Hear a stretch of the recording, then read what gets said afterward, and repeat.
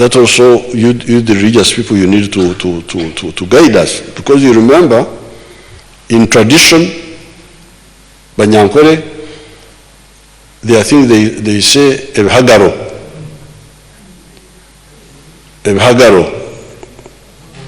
abominations, Echagaro. Banyankore, they had a long list of Ebhagaro, which you could not eat. Now, bats are, I don't know what they are. Now, if people are eating bats, and then we got all this chaos from people eating bats, and then we pray, and then we do what? But the problem came from eating bats. So, what focus on that, because that's where the problem came. Bats are always in their caves, they stay there. You go to eat them. And now you get all this chaos in the whole world. Mm-hmm. It's not the first problem. Ebola came from eating monkeys. Eating monkeys. It's not God who said you go and eat those monkeys. It is our people. So that issue must be addressed. We must, maybe you are from different cultures. If some people have been eating bats, we should compare notes. And say, why are you eating bats? We have got cows here. What is the problem? You stop. Stop eating. So now we are looking for a vaccine. We are looking for all of these things to deal with the disease from bats, which should never have been we should never have eaten bats. Then the Ebola was from monkeys. Then Marburg, there was another disease called Marburg. It was from, again, some other monkeys. Huh? Bats also. Uh-huh. So, really, we need to do two things. First, listen to what God is telling us, as always, but also discipline ourselves, and also use our knowledge which God gave us to solve these problems. And I'm sure we shall solve the problem of COVID. It looks easier than the problem of AIDS, because the fact that people are healing completely and the virus goes out of them, although it seems it leaves some damage to the systems. Some of the damage may go on for forever, but at least it goes away. The virus disappears from the body. Now that means that unlike AIDS, which is much more difficult to deal with, it means that we can get a vaccine, but maybe also even a cure. But in the meantime, avoid. That's what Bishop Ruelia was telling you, telling the country. The discipline, obedience, listening. Now this one again was in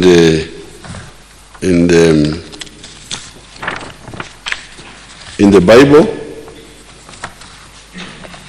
For instance, in the book of Numbers, chapter 5, verses 1 to 3. Numbers were called Okubara in Rinyankore. I don't know what they call it in other dialects.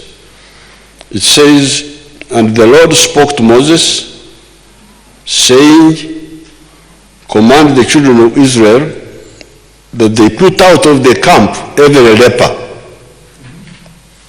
leper, everyone who has a discharge discharge some masira, some oozing from the body.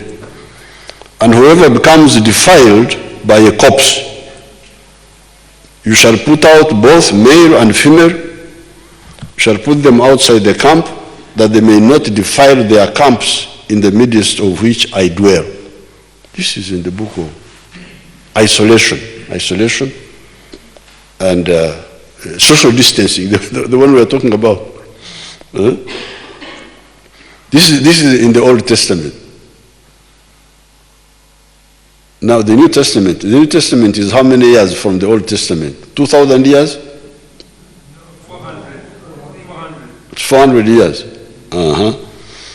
Now in the book of Luke, chapter 17, verse 11, now on his way to Jerusalem, Jesus traveled along the border between Samaria and Galilee, and he was going into a village. And as he was going into the village, 10 men who had leprosy met him. They stood at a distance. This is in the Bible. They stood at a distance and called out in a loud voice, and so on. So it is all here in the Bible. So when people, you find that they are resisting, they think that the government is mistreating them, is interfering with their freedom, really they are mistaken. So I am glad that the people of Uganda listened to our advice, the majority. It is the minority who don't listen, and that's how we are getting these cases. You can hear that the biggest number is in Kampala.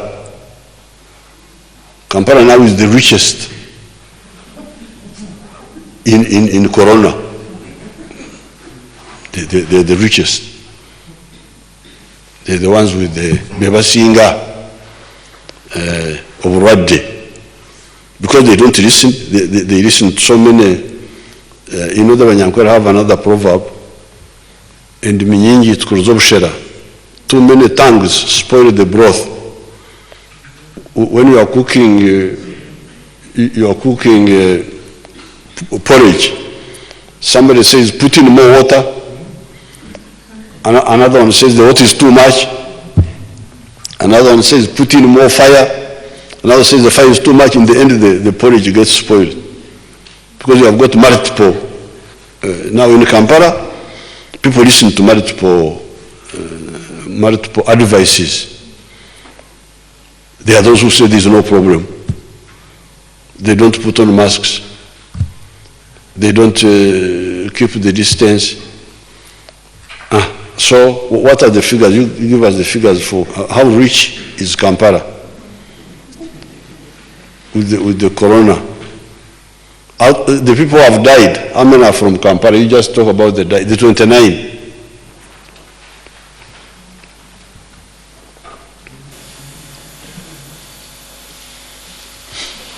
Your Excellency, out of the 29 deaths, 20 are from Kampala. Imagine. Out of the 29 who have died, 20 are from this little place called Kampala. Abajemu. Because they don't listen. The whole of Uganda, only 9. Even the other 9, where are they coming from mainly? You tell us where they're coming from. The other 9.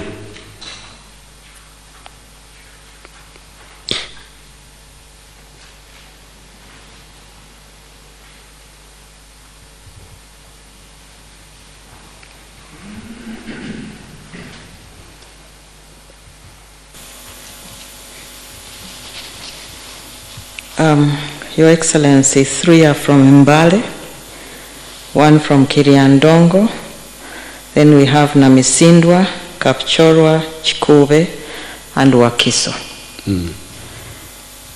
The Mbale is mainly to do with Kenya. Mbale, that's Mbale and Namisindwa, they are one group, mainly to do with Kenya. So it is actually Kampala. Kampala, they are the biggest contributors. Thank you so much. They're the biggest contributors. So therefore, I would like to use this occasion. We are working very hard here, but also with some people outside to deal with the issue of the vaccine and even treatment. But in the meantime, avoiding is the best way. Because you heard that almost 3,000 now have been infected, 2,800, and 1,200 have recovered. The ones who have recovered because we look after them very well in the hospitals. Although there is no direct treatment for the virus, the good thing is that if the body is supported, the body can defeat the virus. But this means the doctors need to concentrate on you, give you the vitamins, vitamin C, is it B12, vitamin D, give you fluids, control the fever, because many of the people are killed by the fever, the high temperature. The high temperature boils the internal organs and they collapse. So the doctors control the temperature, they control the inflammation. This disease kills by inflammation, too much fluids, especially in the lungs, because the body overreacts and produces a lot of fluids which now block the lungs, and you really suffocate you drown in your own body fluids. Now, when the people are not too many who are sick, the doctors can be able to concentrate on these few patients and control those problems of the body, and then the body fights and you get out. That's how these people are getting out. When you hear that people died like flies in Europe, it was because the numbers were too many and the doctors could not concentrate on them because there were too many. They couldn't even admit them. They had nowhere to admit them. So they said, okay, you stay there and die there. And if without support, definitely you die. And this story of the young and the old is rubbish, because some of those people who have died are in their 20s. Even these 29 who have died, some, I think one or two are in their 20s, some are in their 30s. The first woman who died from Namsin was a young, very strong woman, 34 years old, very, very, very fit. She had no other sickness, but she didn't get medical care. She first went to a private clinic in Namsin. You know, I don't know the people where Namsin is. A private clinic in Namsin were there. Then from there they took her to another private clinic in Bari. That's where she died. She didn't even get to the treatment center proper. She never got any treatment. She was young. She had no other disease. She was very healthy. She was a mobilizer, I think. She was even like a village health team or something. Very strong person. So this idea that the young, the what is nonsensical. It is. The strategies avoid, so that if at all we get few numbers whom the doctors can manage manageably. But if we are careless and we get big numbers, then we shall have to organize burial teams now. Burial teams, like they have done in other countries. They come with white and they bury people. So therefore, I'm using this occasion to appeal to you, Ugandans, please, in our language here, Uruganda, obwato bufa magoba. The boat disintegrates when it is approaching the shore. We have done well. We are about to, in the next 4 or 5 months, I'm sure we shall get either treatment or a vaccine. But please, it seems now the water may have a problem as it is nearing the shore. We have covered a long distance. Then our Baganda people say, Nantaburirwa, Yasabana na Wabumba. The one who cannot be advised, they told him, please don't use clay for pot. He said, no, for me, I'm very clever. He went in a clay pot and then he sank in the lake. So really, we are discussing, we had a meeting of the task force yesterday.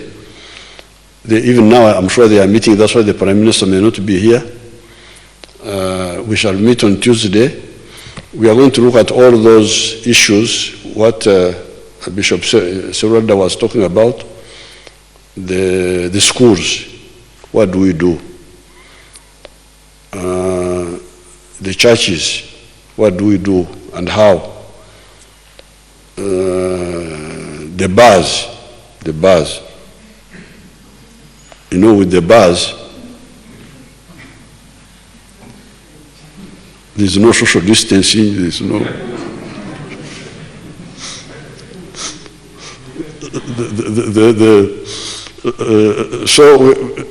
because that's where really we are. But it is clear that if, for instance, recently we had elections. These elections of the village youth, of the youth.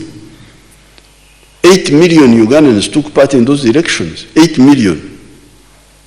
But it was done properly. Because it was done at the village level.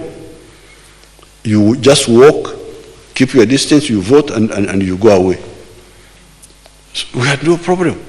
8 million were able to vote. So it's not really the numbers, it is the discipline. I don't know how many were involved in the elderly. The elderly also voted recently, just like 2 weeks ago. Then the disabled. We have 2 million disabled in Uganda. They voted, all of them. There was no problem. The other day I passed out soldiers, policemen and soldiers, big number, 4,000 somewhere, another 4,000 somewhere. No problem. The numbers can be managed if people are disciplined, if they listen. Our athletes,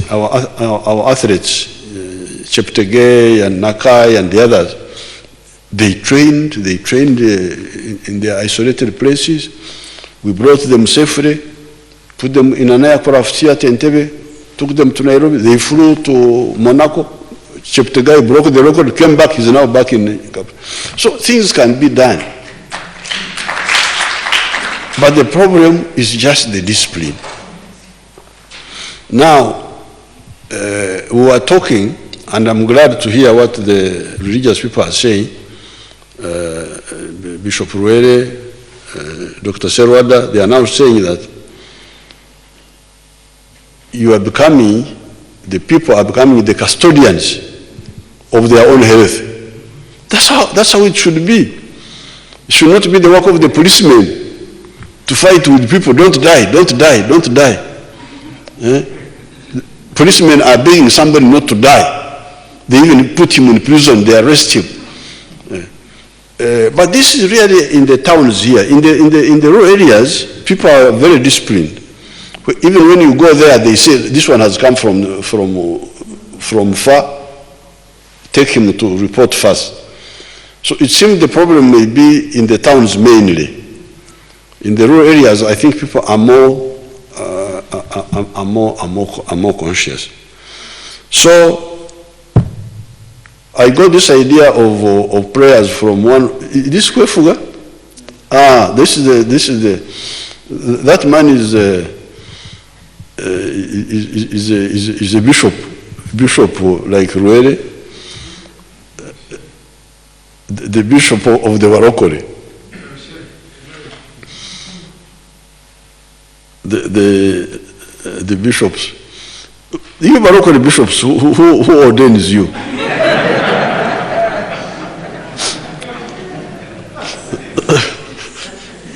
What happens? You tell us, Bishop Ruere.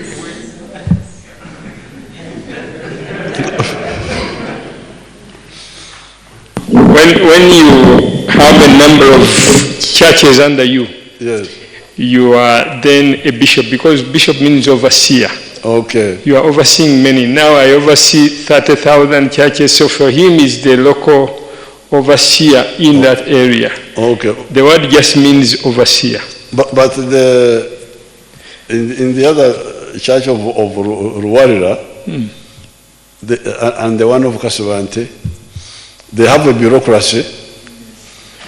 The one of Bishop Ruwarira, there is a synod. I think there is a synod. Yes. It's like a parliament which elects.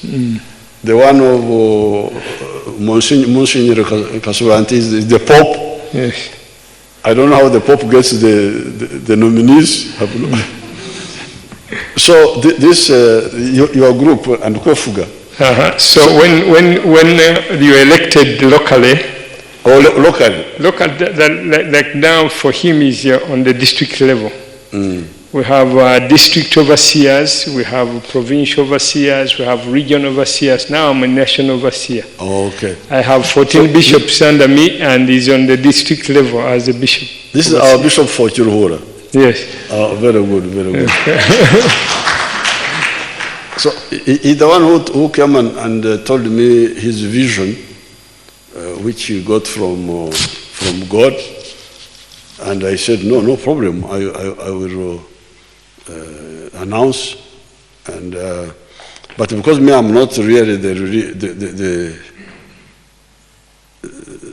in the structure of the religion. I will pray privately, but I will also involve the hierarchy of the churches.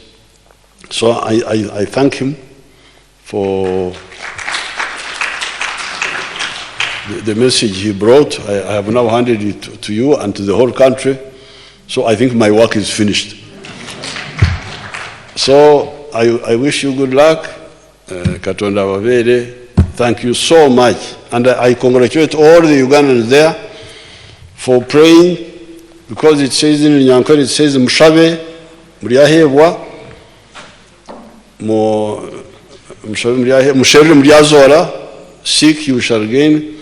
And in the Bible it says, knock and the doors will be opened. But in Nyankore they had no doors.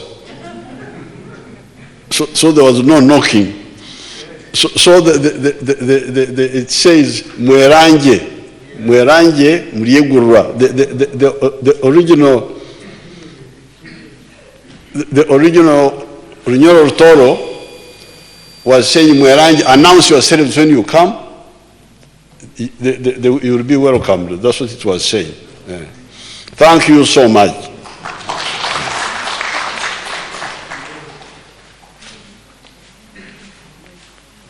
We shall now have the national anthems.